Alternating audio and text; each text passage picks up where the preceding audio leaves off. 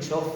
Obviously, new coach coming in and players playing to sort of stay next year, and so they'd be up and really buoyant for it. I think they come from 2 or 3 weeks off as well, so fresh, and we were a little bit banged up, so we knew it was going to be tough. Discipline let us down in the first half, and some like silly little errors. But I thought in the second half we showed a lot of endeavour and grit as a team to sort of dig in.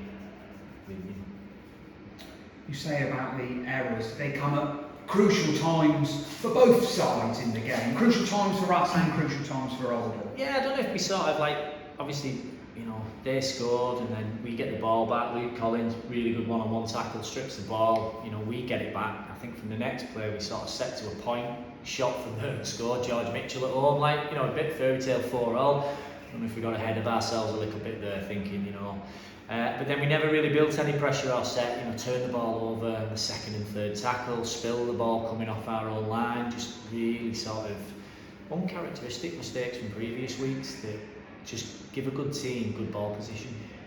Did the late withdrawal of Cameron Brown upset us? Yeah, it takes you out your rhythm a little bit, because every team has players like that in the team that players look to and a team looks to just for that little line break and something like that, a little bit of genius, and that weren't there today. But that said, second half I can't fault the lads for their endeavour and grit. I thought they were outstanding. I'm proud of them. Yeah, was that summed up pretty much by George Mitchell dragging Hartley into touch when it looked like they scored a try? Like you said, we never looked like raising the white flag, even though the game had got away from us by that point. Yeah, and it would have been really easy to do that, but we didn't. We dug in, and I think that shows now sort of the strength in the squad that we've got in Cornwall now. Because it would have been easy for me to go out before Friday and just draft a lot of players in to sort of put players in positions that might have changed the result today. But I hung my hat on a squad of players, and I dipped into all of them to sort of get us through a game today. You've often said that you like playing in a run of games, but we do have a week off now due to the Challenge Cup final before we go to Doncaster. Yeah. Much needed as well, because a bit of walking wounded there, and perhaps some players, if we had the availability in the depth, they wouldn't have played today. Players like Nathan Cullen, Liam Whittle, who are carrying injuries. Yeah, there was, and I don't want to detract away from Oldham. I thought they went about their business really methodically today, and played really well. But probably on another day, Nathan Cullen wouldn't have played today. Do you know what I mean? But he put his hand up to play. Liam Whitton's back, ideally, touch and go. DiCarlo, who's predominantly played centre wing for us. His knee wasn't great, but he put his hand up to play in the middle for us today, because we were light in the middle of the park. So there was all around, we was bodging up positions, but again, I think that shows the character in the boys. What did it feel like for you to go up against a coach like Mike Ford, someone who's perhaps had an illustrious rugby league playing career, but then an illustrious rugby union coaching career?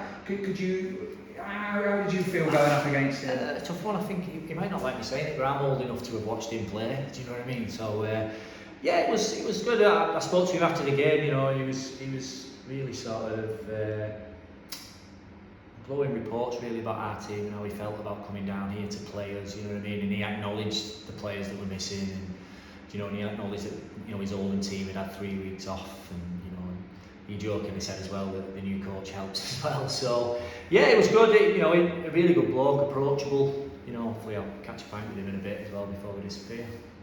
Just looking at the last 2 games of the season with that break, time to reset a little bit and then go again. The playoffs look like they're beyond us now, but important to finish the season well, so then perhaps take that momentum into 2024. Yeah, look, this club and the squad has come on leaps and bounds from last year. Not only what you see on the pitch, but behind the scenes, what goes on, has come on leaps and bounds.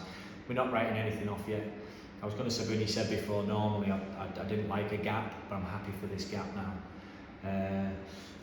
Because it'll let us rest some bodies, and it'll let us sort of get some players back and back up to sort of full strength. But I want to say is the players that played today who've come in, put themselves in shot window for that.